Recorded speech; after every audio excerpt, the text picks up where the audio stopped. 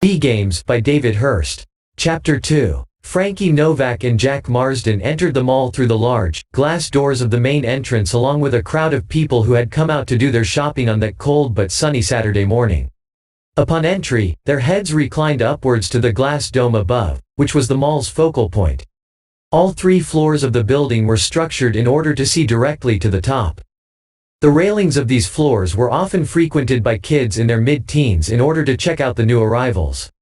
Frankie faced forward to avoid past experiences where he had accidentally made eye contact with some of these kids, who seemed to target people of their own age.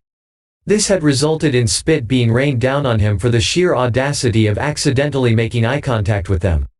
Often these kids would do this from the top floor to achieve higher impact velocity and greater standing within their group. The dome ceiling always gave the impression of the weather being pleasant outside, and in a world of illusion, where sugar-coated lies took precedent over harsh truths, the dome sounded like a good idea. However, when you're all set to have a pleasant walk home only to find the rain battering down, it can leave you with a sense of disorientation in addition to feeling cheated. Still beneath the dome, the floor began to slope down into the main floor.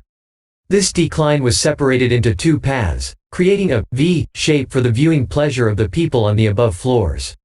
Although being very decorative, it was obviously another of those not too subtle forms of advertising from the V-Games company which seemed to force-feed the public at every possible opportunity. When it came to descending to the lobby, the natural inclination was to go to the left. "Why does everyone go to the left?" asked Jack. "I don't know. Maybe it's because we drive on the left," Frankie suggested. "Well, why don't we go right this time? 'Cause we're already halfway down the slope, that's why," Frankie grunted, rolling his eyes and counting to 10 inside his head. "Well, I'm going right," Jack announced.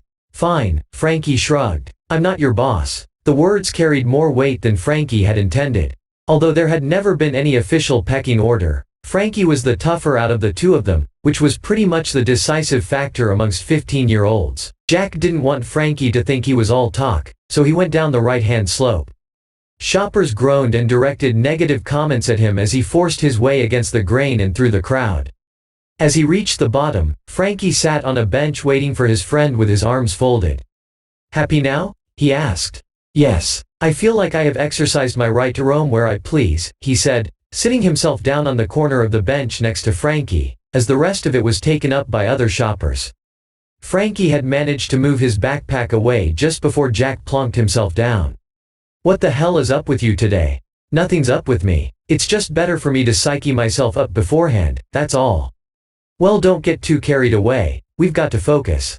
"I can't." "Why? What's the matter now?" "I'm hungry." "You're hungry? You shouldn't even be hungry."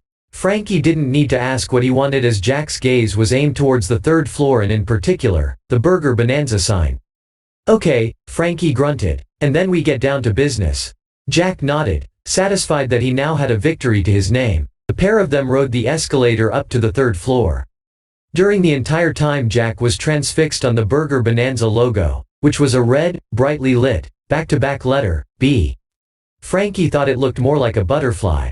Once they were inside the Burger Bonanza, they found themselves in a long, static queue. Doubts began to form in Frankie's mind as they waited nearly 15 minutes to get served. Most of this time was spent listening to Jack, voicing his grievances about the delay. Once they reached the front, they were greeted by a man, if he qualified for one, as he was not much older than themselves. He was a very lanky, ginger-haired young man with light, wispy hairs failing miserably to cover the acne on his chin. He looked at them with his pale blue, almost colorless, eyes as he delivered the forced line like he was reading it from an autocue. "Welcome to Burger Bonanza. My name is David Bottomley. How can I be of service to you?" There was once a time, shortly after receiving the shock news that he had been given Burger Bonanza worker from the work scheme, where David tried to keep some of his originality. When he began his job, he introduced himself as Dave. "We already have a Dave," informed Tim, his supervisor. If David was to describe Tim, he would say that he was a smarmy little shit with round spectacles and a goatee. In fact, that would be how pretty much anyone would describe him. "You'll have to be David," Tim told him. "Okay," David shrugged. After all, it was the name his parents had given him. "Wait a minute," one of the workers piped up. "My name is David." "Then he will have to be David B." But the worker spoke again. "My name is David Bradshaw." Then David Bottomley it is, Tim concluded, turning his smarmy grin on him. But, protested David. Not but, Bottomley. I know they're the same thing, quipped Tim, much to the amusement of the other employees. This was only the first joke of many that would haunt him over his 5-year sentence. Still, David didn't see this as the job for him and would introduce himself as Dave and use the line, "Welcome to Burger Bonanza. How can I be of service to you?" However, when Tim overheard him one time, he hit the roof, yelling at him in front of the entire restaurant. He accused Bottomley of trying to get Dave into trouble by using his name. As a form of an apology, he handed out free food to the customers, courtesy of David Bottomley. One of the many problems with the work scheme was that with the threat of almost certain death awaiting anyone who either quit their job or were fired had resulted in some managers and supervisors abusing their power. 2 years on, nearly all of David's rebellious nature had been sucked out of him. Most people would suggest the army as a way of curtailing the rebellious nature of a person, but a burger bar job can have just the same effect. In response to David's question, Frankie felt like saying, well, for a start, you could cut the queuing time down by simply saying, next. However, after queuing for so long he didn't want to be thrown out, which could happen, and would result in them having to travel across town because of Jack stamping his feet and demanding a Burger Bonanza burger. Frankie ordered first. "I'll have a BB please." David now looked across to Jack. "I don't know," said Jack, rubbing his chin and staring up at the menu for what appeared to be the first time. "Well, there's a queue here," David informed him, upon sensing the unrest of the people waiting behind him. These very same people would soon be blaming him for the delay and would, in turn, earn him a bollocking off Tim. "We know," said Frankie. "We've been stuck in it for the past 15 minutes. David chose to ignore the comment. He had heard it all before, almost every day for the past 2 years. "I'll have a BB burger," blurted out Jack. "That will be 10 each." Frankie handed over his money card before turning to see Jack rummaging through his pockets. "That's funny," Jack said, confused. "No, it's not," said Frankie, knowing all too well what had happened. The irate queue members began heckling Jack, turning his face as red as the BB sign. "You're going to have to go to the back of the queue to sort that out," said David, as Jack was picking his way through old sweet wrappers and fluff which was now sticking to his hand. "Other people are waiting to get served." Jack immediately stopped. "You what?" he seethed, standing up to David. This wasn't the most intimidating sight as Jack's head was the only visible part of him from David's point of view. "Don't talk to me like that, Burger Boy," he spat. "You think you're the man back there, making us wait for our food, but let me tell you this, when I'm your age the work scheme will put me a mile higher than you." There was something about having to deal with Jack that reinvigorated David's rebellious side. "They will," David admitted, "by parachuting you behind enemy lines in the army." Frankie decided to prevent any further escalation of events by handing David his card again. David thanked Frankie directly. As Frankie ushered Jack out of the restaurant, David shouted over to Jack, "Catch you later, machine gun fodder." Jack turned to run at him, but Frankie stopped him. "We can deal with him later, okay?" This brought a smile to Jack's face. "That we will." Once in the back, David approached Stephanie, a coworker who had mildly flirted with him in the past. He removed her hat and leaned her backwards, planting a passionate kiss on her. After bringing her upright he marched up to Dave and whipped his nametag off, causing him to gasp in pain. As he nursed his sore nipple David replaced his nametag with his own. "You can be Bottomley now, David, or now Dave," told him. It didn't take long for Tim to respond to this. "Give me back that nametag," he demanded. "Come and take it from me," Dave challenged. Knowing that this was beyond his capabilities, Tim chose to cut his losses. "Then get out. You're fired," he shouted. David shrugged his shoulders and headed for the door. Tim took his final roll of the dice. "As soon as the lunchtime rush is over, I'm going to report you to the work scheme authorities. You will be dodging bullets in a war zone this time next week." He wasn't sure whether or not David would fold, but regardless of that, it would still serve as a reminder to the others not to follow his lead. "Beats working here," Dave replied as he strutted out of the restaurant. Stephanie followed him out, turning to Tim as she left. "I'd rather dodge bullets too than have you accidentally brush past me one more time." Typical of a Saturday morning, there were no tables available, so Frankie and Jack ventured upstairs. That search was equally unsuccessful as they wandered around the tables collecting menacing looks from the over-territorial teenagers. In the end, they reluctantly settled for sitting at one of the outside tables. I didn't even want a BB. Jack grunted as they finally got sat down in a badly positioned table just by the exit. Then why did you ask for it? I don't know. Everyone was shouting at me, he explained in a muffled voice due to his mouth being full. On his next bite, the bacon inside hadn't been bitten right through and he pulled it right out of the burger, plastering his face with red-hot tomato sauce. Frankie winced as Jack swore profusely in front of the other customers, including families. It didn't help to calm him down either when other customers exiting the BB would push past him and accidentally clatter their handbags against the back of his head. After eating less than half of their burgers, Frankie and Jack descended to the bottom floor in preparation for what they came to do. Your bag is packed properly, isn't it? Frankie asked. Why wouldn't it be? Grunted Jack, shaking his head at the question. Good. I take it you'll want to take the right side? Frankie grinned. Jack responded with a contorted smile and proceeded to the left. Frankie shrugged and moved across to the right. With the mall being so busy that day, there were plenty of security guards, not to mention cameras targeting shoplifters. Unfortunately for Frankie and Jack, people in their age group were always going to be under suspicion. Frankie crept up behind a large palm tree a few feet from the main entrance. He scanned the area quickly and discovered that the nearest security guard was busy flirting with the woman from the cafe. The other guards were either in amongst the shoppers or paying closer attention to the shops more likely to produce shoplifters, i.e. sports shops, music shops or V-game shops. Where the security cameras were pointing was difficult to tell, but with the amount of shoppers that day he was well hidden amongst them. Frankie then crouched on one knee, swinging his bag round in front of him. He unclipped it and pulled out the device which he placed snugly in the large plant pot at the foot of the tree and brushed over it with some leaves. Frankie and Jack continued to creep insidiously around the building, placing identical devices in similar locations before meeting up in the V. Despite the mall being full, the kids' rides that ran along the perimeter of the V were empty. Toilets? Jack invited. Toilets, agreed Frankie. Just as they got up to leave, a young boy ran to one of the rides. His mother marched over to him, scooping him up and carrying him out of the door. The whole time the boy was kicking and screaming. Frankie looked into the boy's eyes as he screamed away over his mother's shoulder. He couldn't help but feel relieved as the mother and son disappeared out of the building. Inside the toilets, things were awkward. All 4 cubicles were occupied. What made matters worse was that whenever one of the urinals became available, they would stand around and not take the vacant space. Frankie turned to Jack and whispered, I don't know if I can do this.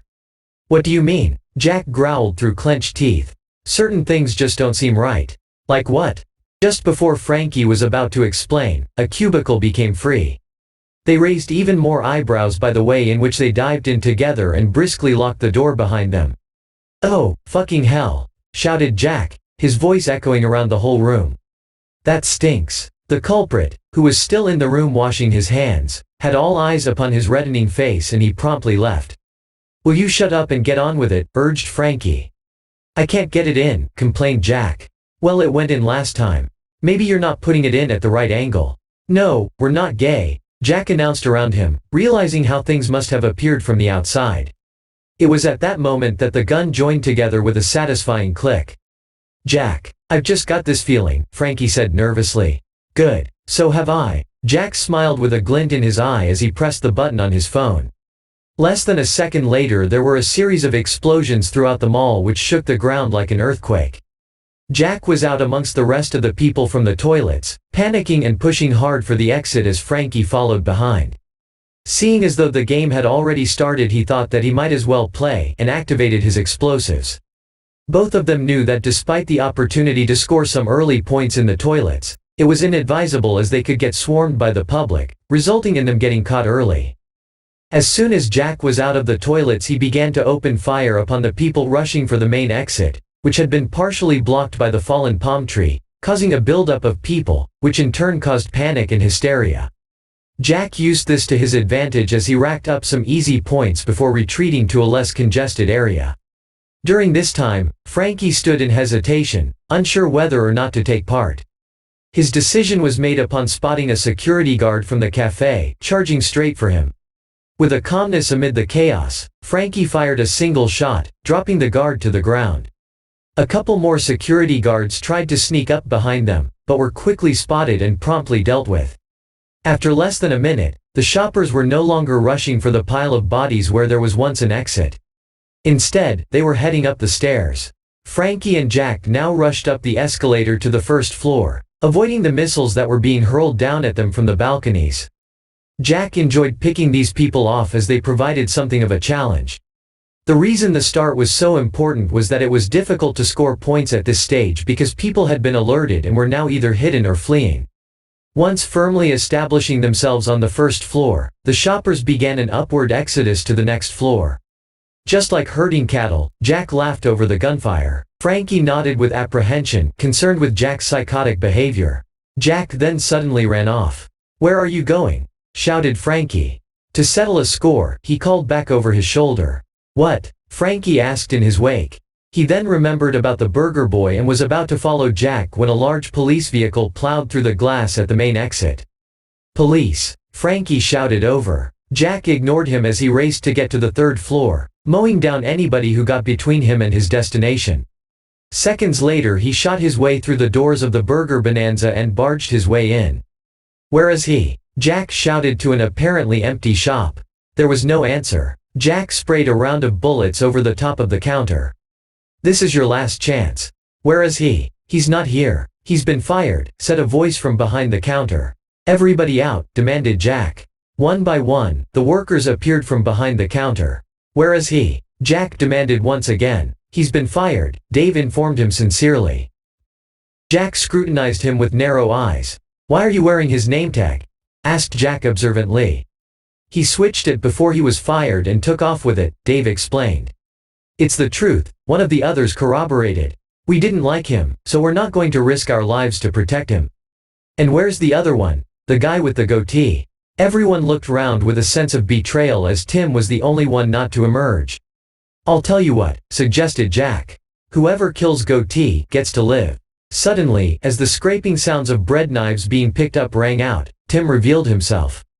"We can sort this out," he said, his hands still in the air. "I know where he lives. I'll have to get him next time," sighed Jack.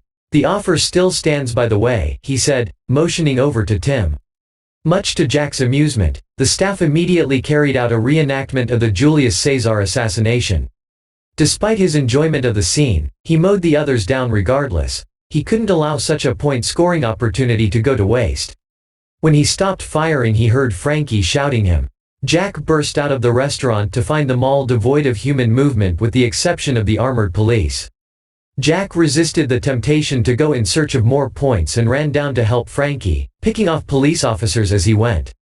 The two boys were reunited on the first floor, taking cover behind a vending machine and putting up fierce resistance against the ever-increasing armed police. Suddenly Frankie heard a pain-filled yell and turned to find Jack reeling. Frankie saw where the bullet had come from and popped up from behind the fallen vending machine to take the police officer out. Then, from the opposite direction, Jack took a hit to the head. This one was fatal. With the police closing in, Frankie took cover and waited for Jack to respawn. After 20 seconds there was still no sign of Jack apart from the body which lay next to him. Frankie then began to fear the worst. Pale-faced, he dropped his gun and raised his hands. "Daffodils?" he called in hope. Nothing happened. Frankie stared down in horror at the lifeless bodies strewn across the main lobby, finally coming to rest on the body of his friend, Jack. Amid his shock, he failed to hear the police demanding that he lay down. A warning shot overhead awakened him from his trance, but as the weight of what he had done slumped onto his shoulders, he wished that they had killed him. End of chapter 2.